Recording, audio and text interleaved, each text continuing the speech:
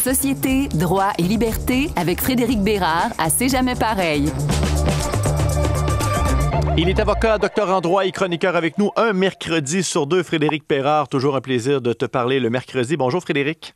Très réciproque. Beaucoup de dossiers, encore une fois, qui influencent, qui impliquent les États-Unis. On se déplace en Ukraine.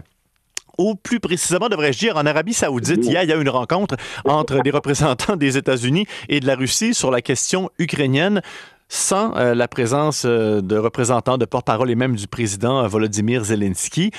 Rencontre concluante, en tout cas, les deux protagonistes semblaient satisfaits. Qu'est-ce que tu penses de ce qui s'est passé? Est-ce que ça laisse présager pour la suite des choses pour l'Ukraine? Aïe, aïe, aïe. Qu'est-ce que j'en pense? Négocier le partage territorial d'un pays qui n'est pas présent aux négociations, il me semble que ça part mal, là? Ça part, on va partir de cet euphémisme que ça part mal. Ça, c'est évident. Je rappellerai que la Pologne, en 1939, avait été partagée entre l'Union soviétique et l'Allemagne sans la présence de celle-ci. Donc, sans dire que c'est la prochaine étape, il y a quand même des référents historiques inquiétants. Et quand les gens se disent Trump va mettre fin à la guerre en Ukraine, regarde, il est déjà là-dessus. Mais c'est pas mettre fin à la guerre en Ukraine, là. C'est prendre l'Ukraine en otage en lui disant regarde, c'est comme ça que ça va fonctionner. Et si tu ne signes pas ici, ça va barder pour toi. Pourquoi? Parce qu'on va cesser notre financement, on va cesser de t'armer. Et par définition, tu vas en prendre plein la gueule. Donc, c'est beaucoup plus plutôt que de dire que c'est un partage, que c'est la fin de la guerre en Ukraine, c'est beaucoup plus un partage entre Donald et Vladimir, nécessairement, un peu comme on fait au risque. Et qu'est-ce que tu penses de la réaction, encore la réplique, ou ce qui se passe en Europe depuis les derniers jours par rapport au dossier ukrainien? Moi, j'aime bien certaines réponses, notamment celle du Royaume-Uni et un peu celle de la France, disant un instant là, nous, on va continuer à l'appuyer, l'Ukraine, peu importe ce qui se passera.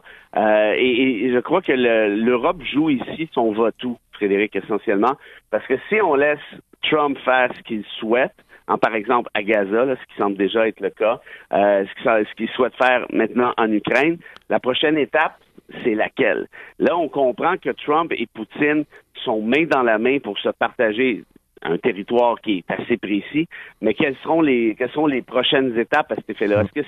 Est-ce que ces deux individus vont s'arrêter en si bon chemin? Tu me permettras d'en douter. Qu'est-ce que vient faire l'Arabie Saoudite là-dedans? Pourquoi c'est ce pays qui s'est proposé comme territoire neutre pour cette négociation? Je sais pas comment dire ça, là. C'est spectaculaire. J'ai pas vraiment de réponse précise.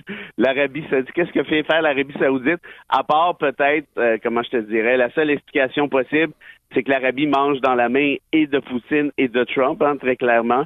Est-ce qu'il aurait nommé, par exemple, je sais pas moi, la France pour gérer les négociations? Clairement pas. Le Royaume-Uni non plus. Le Canada, on n'en parle pas. Donc voilà, on est allé mettre une espèce de postiche. D'ailleurs, l'Arabie Saoudite, qui est assez reconnue en matière de droits humains, et bien souvent dans certaines manifestations à cet égard-là de l'ONU, on la met de l'avant pour ajouter à l'ironie de l'affaire. Même chose pour les trucs de COP27 et compagnie. Bref, c'est un monde qui devient difficile à imiter. Tu remarqueras que les pages satiriques sont de moins en moins drôles sur les réseaux sociaux et dans les médias traditionnels pour la raison suivante, c'est que la réalité a dépassé la fiction depuis déjà un certain temps. Et dernière question par rapport au dossier ukrainien, il y a eu une réaction de Mélanie Joly hier pour le Canada. Est-ce que le Canada a une quelconque encore influence dans ce qui se déroule pour la guerre en Ukraine? Pas du tout. Pas du tout. Puis, on sait qu'elle n'en avait pas énormément dans le temps de Biden, mais elle avait quand même un minimum. Là, aujourd'hui, avec un Donald Trump qui menace de saisir le Canada 2 fois par semaine, sinon 3, qui surnomme Trudeau le gouverneur du 51e État, qui essaie de faire croire que des bateaux russes puis des bateaux chinois sont en train de nous encercler pour nous envahir, alors qu'on sait que c'est de la frime. Quand même que Mélanie Joly Trudeau appelle Trump pour lui dire laisse l'Ukraine tranquille, franchement, ça changera absolument rien. Ça m'a fait rigoler cette allusion au navire soviétique parce que pendant ce temps-là, il négociait en disant que les négociations se rapprochent. Alors je me trouve, est-ce que là, la Russie est ennemie ou amie? On ne sait plus avec Donald Trump. Je veux qu'on parle de la guerre tarifaire sur un autre angle, Frédéric Bérard, parce que on apprenait que des pays comme le Canada et le Mexique, malgré le climat actuel, continuent de déposer des plaintes officielles devant les instances comme celle de l'ASEOM ou encore de l'OMC, l'Organisation mondiale du commerce. On sait que les règles changent, que les dés sont pipés, mais est-ce que c'est important malgré tout de déposer, de faire le processus qui existe, de déposer des plaintes à l'endroit de ces tarifs? On parlait de cette question hier quand on a discuté, toi et moi, là, de la chronique de ce matin, et je t'avoue que j'y pense depuis hier, et ma réponse est malheureusement pas beaucoup plus développée qu'elle l'était hier, dans l'optique où je suis très ambivalent. Ce type de tribunal-là, même quand on respecte le droit international, même quand on respecte les règles en matière de commerce, c'est un droit qui est très mou dans l'optique où il est à peu près impossible de faire sanctionner une de ces violations. En d'autres termes, même si c'est une décision qui est favorable au Canada, mais défavorable aux États-Unis, si les États-Unis décident de ne pas la suivre, comme c'est souvent arrivé dans l'histoire, ben par définition, il se passera rien. Il n'y a pas une police de l'OMC pour forcer justement la main aux récalcitrants. Or, ça, c'était donc à l'époque. Aujourd'hui, ben imagine qu'on est dans une ère où on a quelqu'un qui s'appelle Donald Trump qui dit « Moi, le droit international, sinon le droit tout court, je n'y crois pas ». Donc, on est dans le nec plus ultra du nihilisme, en quelque sorte. C'est-à-dire, moi, les règles ne s'appliquent pas à moi, ne s'appliquent pas à mon pays. Il a même dit en fin de semaine, celui qui veut sauver son pays n'a pas à suivre la loi. C'est quand même assez fort quand on y pense. Alors, imagine en ce qui a trait à des règles un peu obscures et un peu théoriques de l'OMC, c'est absolument impossible que Trump les suive. Ceci dit, pour expliquer mon ambivalence, je pense qu'il faut quand même continuer de jouer le jeu, même si on sait que ça sert à rien ou ça sert pas à grand-chose. Pourquoi? Ben parce que viendra un jour où Trump ne sera plus au pouvoir. Il y aura eu des décisions qui auront été rendues dans l'intervalle punissant les États-Unis.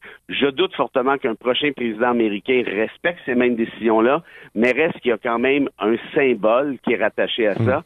Et là, ça, c'est plus la première partie de la réponse, c'était le cynique en moi qui répondait. Là, c'est maintenant l'idéaliste qui dit qu'il faut continuer à faire confiance à des institutions qui, même si elles ne sont pas parfaites, sont quand même mieux que rien du tout. Et on va terminer la chronique. Tu voulais aborder, revenir sur ce qui s'est passé, un des nombreux décrets, parce qu'on a perdu le compte pour Donald Trump. Oui. Au début février, il a signé un décret qui ordonne le retrait des États-Unis du Conseil des droits de l'homme de l'ONU. Quelles sont et quelles seront les conséquences de cette décision? Ben, c'est très grave. On parlait de symboles il y a de ça quelques secondes. C'est sûr que le Comité des droits de l'homme de l'ONU en est un, et c'est un comité qui a été créé, Frédéric, il ne faut pas l'oublier, pour appliquer le pacte international relatif aux droits civils et politiques, qui est un pacte excessivement important en droit international en matière de droits humains. On protège, par exemple, la liberté d'expression, le droit à l'égalité, le droit à la liberté, le droit à la vie, et ainsi de suite.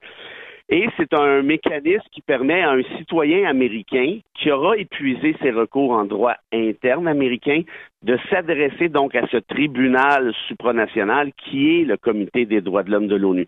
Pour faire une histoire courte, il y a déjà eu des Canadiens qui se sont adressés à ce tribunal-là à une certaine époque.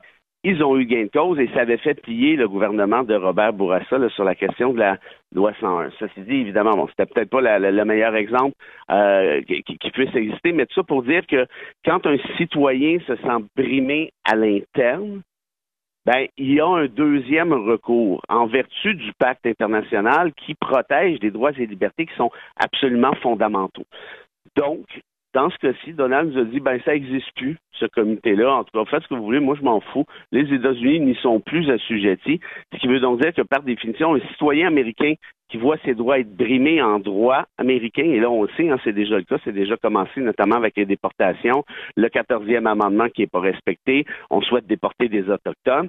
Mais ça voudrait dire qu'au final, si une décision de la Cour suprême américaine donnait tort à un de ces citoyens-là, ben le citoyen n'aurait pas ce deuxième recours qui est celui devant le Comité des droits de l'homme de l'ONU. Donc c'est un symbole très fort qui a été établi après la Deuxième Guerre mondiale, qui vient de s'écrouler un de plus. Je veux terminer avec une question en extra, si tu es preneur, Frédéric Bérard. Oui. Un peu de légèreté pour finir la chronique. Oui. Donc, il est prêt? Ça me stresse toujours, toi, tes balles courbes. Est-ce que Donald Trump va se présenter au match? Il a été invité par l'équipe américaine pour la finale Canada-États-Unis. Est-ce qu'il va se pointer le visage dans l'aréna? Impossible. Pourquoi? Impossible. Pourquoi? Pourquoi?